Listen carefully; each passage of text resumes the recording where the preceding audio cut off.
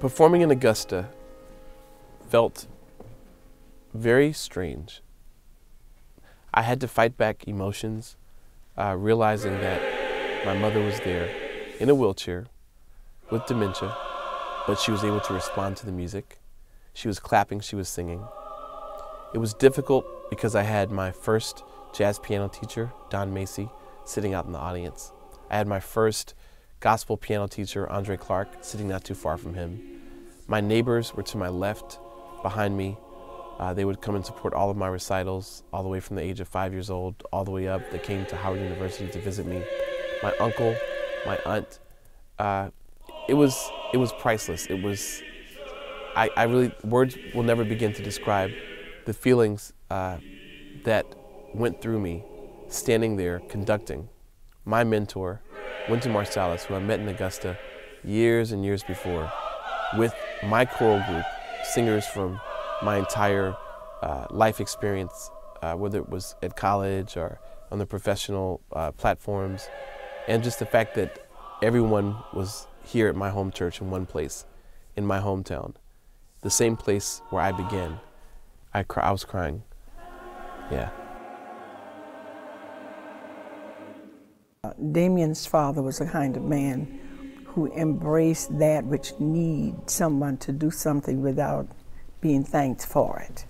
He always wanted to make that kind of contribution.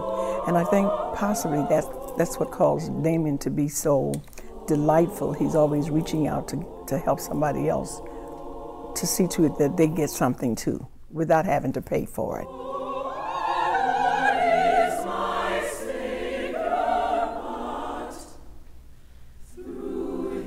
We played a concert in Augusta, Georgia, and he came to that concert. I took pictures with him and some of his friends, and I kept in touch with him. We knew each other. I knew he was serious.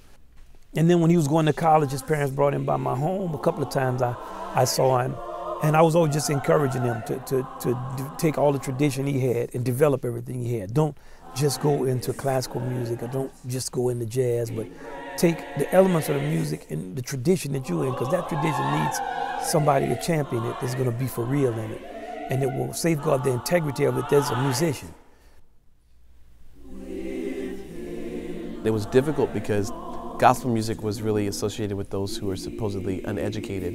And you know, classical music is for those who are very educated and articulate and intelligent.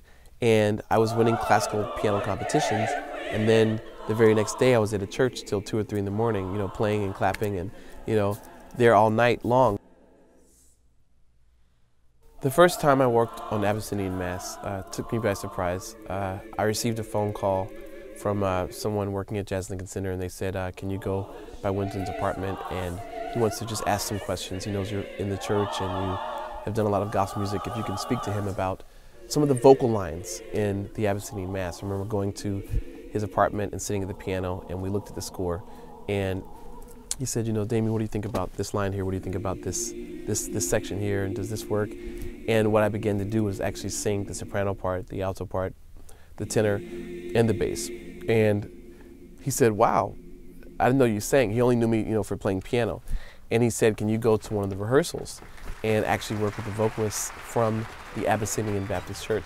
When we did the first Abyssinian, we were having trouble with the choir. Damien dropped everything he was doing, made a tape of all of the voices. Came in, conducted the choir. He and my man Darren Atwater came in at the last minute and did it, conducted for me. And they bailed it out. We would have had to cancel it. And the type of love and respect I have for Damien, it goes without saying. But I want to say he more than returned that to me. He worked overtime for this, and in this, on this tour, he killed himself to make this great. He put everything of himself into it. I went to the rehearsal, and the rehearsal went very well. And after that, he asked me about conducting the Abyssinian Mass, which was taking place, I believe, in like 4 to 5 weeks after that rehearsal.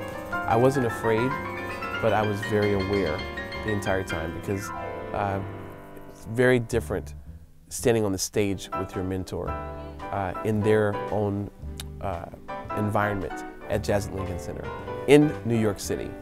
So yeah, I'm very proud of Damien and what he's doing, and he has a lot more to do. He has a lot of skills. The biggest challenge for him is how to put his skills in the context of a field that doesn't want musical skills. It's complicated. He's in a complicated position.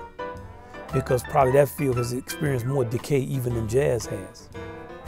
In Afro-American arts, there's always a decay because there's not a level of critical seriousness, and there's not, the fan base is almost always just purely exploited. Like there's not enough education for the people you're playing for to know what it is that they should be wanting or demanding of their musicians. And because they don't know, they just will accept any kind of stuff, and any kind of stuff is what happens. And I think that Damien could have a crucial role in reviving the church tradition, but it has to be something you want to do because it's an uphill battle the entire time. The last time I was at my church was when my cousin died, January, and we were like really close. She's like my sister, she's the only child, I'm the only child, like really, really, really close. And she knew about the performance because she was gonna come, and she died the night before my birthday. And the last time I was at church was at her funeral. So when I walked, and it's really weird, you know, they built the stage out, and so like where I was standing is right where her casket was. And so for me, it was just like a lot of, you know, I was there, but I wasn't there. So I wasn't really in the performance. I didn't feel the performance that much, like, you know, other places, because I was trying to, you know, like actors, I was trying to like, okay, I can't have feelings. And then we did Praise God from All Blessings Flow. That's the song we sing at my church. So when we sang that song, it was just like, I sort of lost it.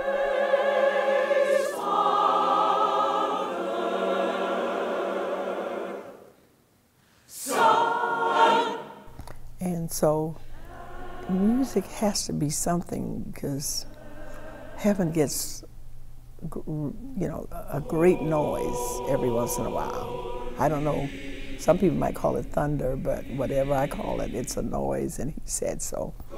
So I think it's going to be a good time up there. And for whatever is asked for, he already has it. So music is real.